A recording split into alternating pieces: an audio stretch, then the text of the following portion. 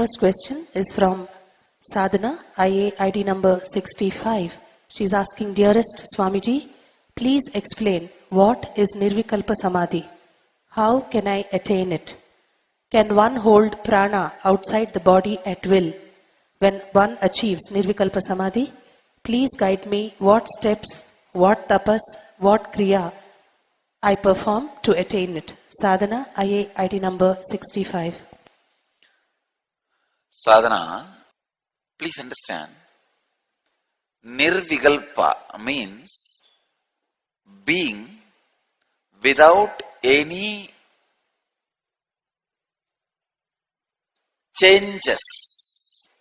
Vikalpa means changes, oscillation, diversion, dilution, differentiation.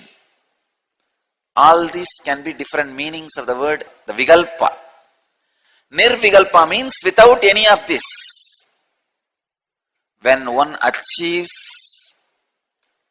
nirvikalpa samadhi, he literally becomes God. He becomes one with the ultimate. Nirvikalpa samadhi means your whole being, your whole identity dissolving into the cosmic existence. The individual inner space has no more disturbances, differences. Next question, how can I attain it? There are millions of methods, process, procedures. Pick up any one sincerely, authentically. You are already doing inner awakening. You are already initiated into unclutching. Best direct experience of nirvikalpa samadhi can be had by unclutching. Please understand. Unclutching is not even a path leading to nirvikalpa samadhi. It is a process directly giving you the experience of nirvikalpa samadhi. The moment you start unclutching, you are falling into nirvikalpa samadhi. It is not a peak to attain it. It is a valley in which you need to fall. It is not an object to attain it, peak to achieve it. It is valley to be fallen in it. When one achieves nirvikalpa samadhi, it is not even an achievement. Sadhana, to tell you honestly, you are asking so many questions about nirvikalpa samadhi, but any answer about nirvikalpa samadhi will not be truthful when you achieve that state. Now, whatever I say, when you start experiencing, you will only find my words are inadequate. If a common man, person who is in the road, who is a new seeker, if you ask this question, I can give an elaborate answer. Because I know for sure this guy is not going to achieve it. It is like a collecting maps. There are some fellows who are crazy about collecting maps but never travel. There are some fellows who are crazy about collecting menu cards but never eat. Crazy of collecting all the postal stamps but never send anything. Crazy of collecting coins, but will never spend anything. Crazy of collecting swords, but doesn't know how to fight. I know there are some people crazy of collecting things, will never use it. Same way, if a onlooker or a person who is not that authentic or sincere, if you ask about this question, what is nirvikalpa samadhi? I can give poetries after poetries after poetries. I can sing any number of songs. He is not going to experiment it or experience it. But sadhana, you are already in the inner awakening. You are getting into nirvikalpa samadhi. So when I answer you, I wanted to be very responsible. Any word I give about nirvikalpa samadhi will be inadequate when you experience it. You are asking, can one hold prana outside the body at will when one achieves nirvikalpa samadhi? When you achieve nirvikalpa samadhi, you can hold prana out, in and out and in, anywhere you want. What steps, what tapas, what kriya I perform to attain it? Sadhana, you are already doing it. Inner awakening is the steps, inner awakening is the tapas, inner awakening is the kriya. You need to perform to attain it, and you are doing it. Next question. The question is, Dear Swamiji, I suffer from severe arthritis and had no hope of ever traveling to a place like Kailash. But while traveling with you last year, I had an unbelievably pain-free and pleasant journey. You had said that just being in an avatar's physical presence transforms even your physiology. Can you explain this miracle? We don't have the questioner's name. All right. Maybe because the person is talking about the personal disease, doesn't want to reveal the name. That's okay, but I know. The question is, I suffer from severe arthritis and I had no hope of ever traveling to a place like Kailash. I still remember when she came to me and asked that I want to come to Kailash, this person who put this question, I said no, because I know she has arthritis and she is quite old.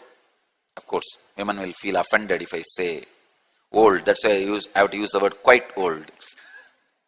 It means old. So, but she came in Kalpataru and asked this as a boon. God, what all technical loopholes people find. In Kalpataru, what can I do? I said, all right, it will happen. That's it. She went to the doctor, got the medical certificate and joined the trip. In Nepal, she is telling me, when we all have landed in Kathmandu, she is telling, Swamiji, due to this cold, my arthritis is aggravating. I said, oh God.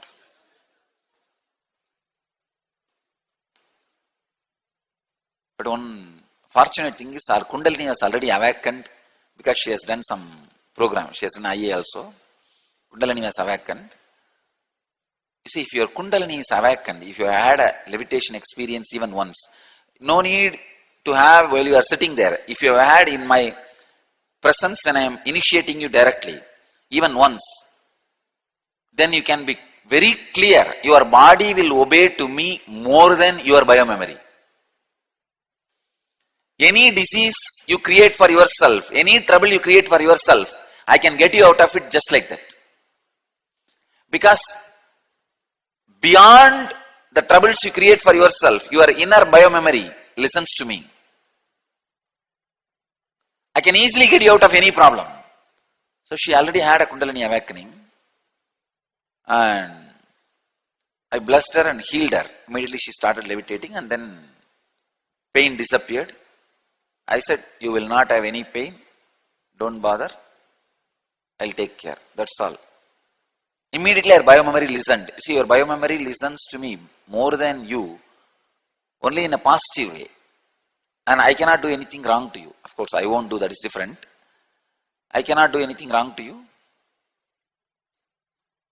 In the highest consciousness, simply your biomemory listens to you. The highest consciousness. Anyhow, because she was in the fortunate space of able to experience Kundalini awakening, immediately she got healed. And throughout the Kailash trip, till the end, she did not have any pain and her whole physiology cooperated. With that cold, usually cold aggravates arthritis. With that cold she managed. Your physiology is nothing but the physical extension of your psychology. If your psychology is healed, naturally, automatically, your physiology also gets healed. Please understand. If your psychology is healed, naturally, automatically, your physiology also gets healed. When physiology gets healed, when physiology responds to the Master's energy, presence, you can easily be given any spiritual experience. Spiritual experience will be very easy and highly possible. Because your whole being responds to the ultimate. Your whole being responds to that Kundalini energy. Next question. The next question is from Terry's son, IA ID number 92.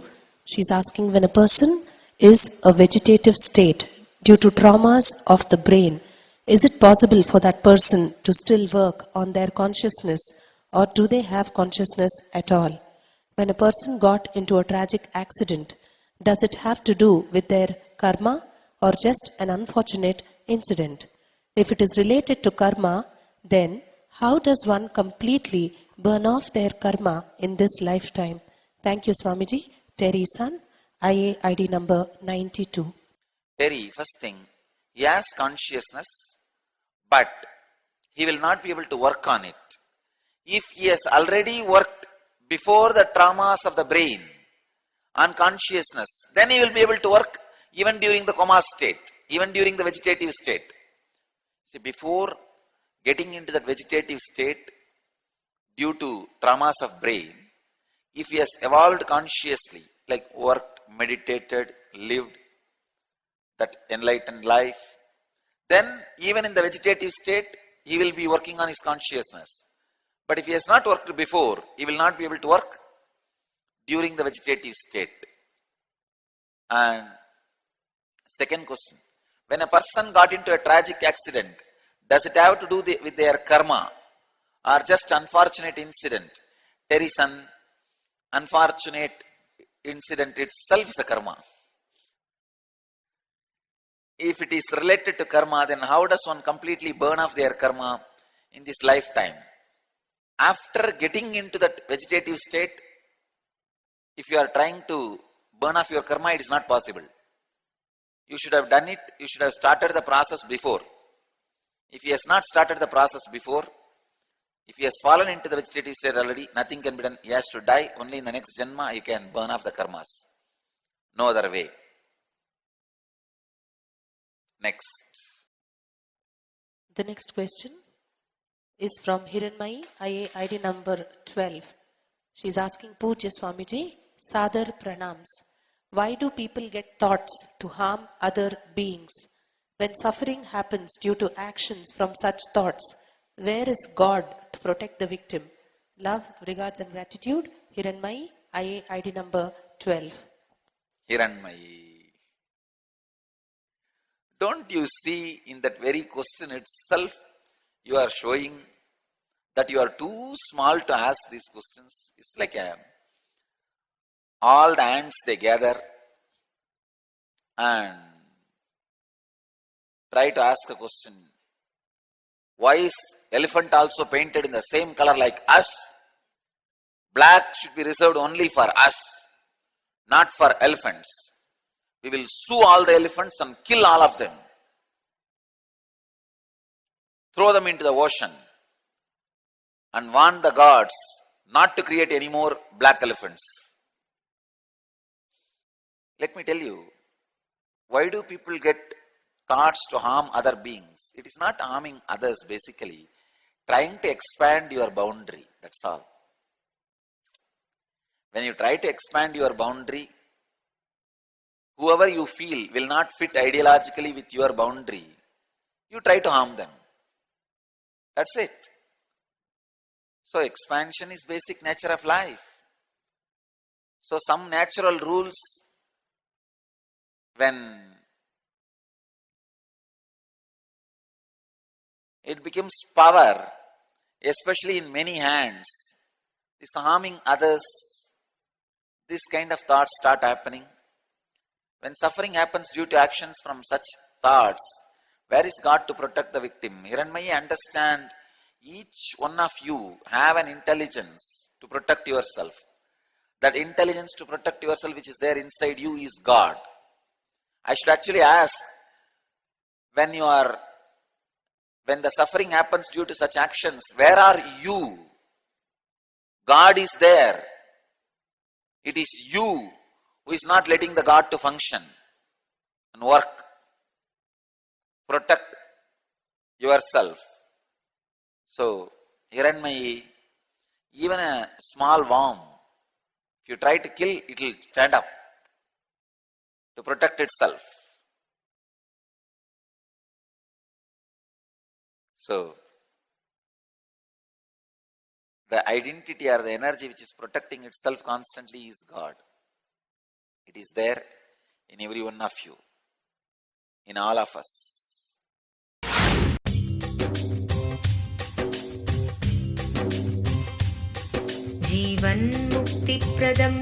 Paramahamsa Nithyananda, a rare living incarnation, is named among the world's 100 most spiritually influential personalities today. Paramahamsa Nithyananda has been placed alongside Dalai Lama, Nelson Mandela, Oprah Winfrey, Paulo Coelho and others by Mind, Body, Spirit, the world's top esoteric magazine from Watkins, London's oldest and largest bookstore. A yogi by birth, he has been expressing his power of enlightenment since birth. He has authored more than 500 books in Tamil and English. Translations of these books are available in 26 languages in Telugu, Kannada, Malayalam, Hindi, Sanskrit, Gujarati, Oriya, Bengali, Marathi, French, Malay, Polish, Portuguese, Italian, German, Danish, Spanish, Russian and Chinese. He is also an exemplary speaker with over 10,000 hours of profound life solutions through his discourses. Social services such as Annadan, free medical care, free educational services with ashrams, schools, temples, hospitals established in more than 140 places around the world, offering exceptional services. A powerful spiritual healer who has healed millions of people of diseases from migraine to cancer. A Kriya Yogi who has formulated Kriyas for physical health and mental well-being, benefiting thousands. A living master who offers practical solutions for our everyday problems. He is the founder and spiritual head of Nithyananda Dhyanapeetham, a spiritual powerhouse who has revived the sacred Vedic tradition by establishing Vedic temples in places like Los Angeles, San Jose, Seattle, Toronto, Ohio, Oklahoma, Phoenix, St. Louis, Malaysia, Brazil, Paris, Guadeloupe, Dallas, New York, New Jersey, Atlanta, Calgary, Vancouver, Singapore, and places in India like Bengaluru, Hyderabad, Tiruvannamalai. A spiritual guru for 10 million followers, an incarnation who transmits the highest spiritual energy through initiation, a contemporary yogi who has revived the Vedic science of yoga worldwide through thousands of yoga centers, an adept in Ashtamahasiddhis, mystical yogic powers, who has effortlessly awakened the Kundalini of thousands and graced them with spiritual powers, a dynamic young guru who is an inspiration for thousands of youngsters, India's most watched spiritual guru online, a beacon of spiritual light who has triumphed over the forces of religious terrorism and political persecution. Paramahamsa Nithyananda is an eternal Kalpataru, blessing the world with the boons of material abundance and spiritual enlightenment. Anandanubhavaswadam sarvaroganivarakam Vande Papa Vinashaktam Nithyanandaya Swagatam Nityamuktam Nirvikalpam Dhyana Loka Pradipakam Vande Shantam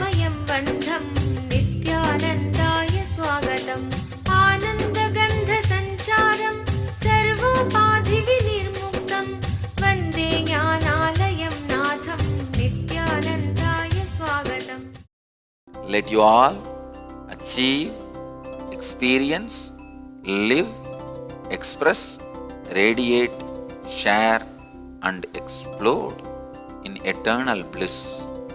Nithyananda. Nithyananda Dhyanapitham, Nithyananda Nagar off Mysore Road, Bidadi, Bangalore 562109. Contact 097422033311. www.nithyananda.org.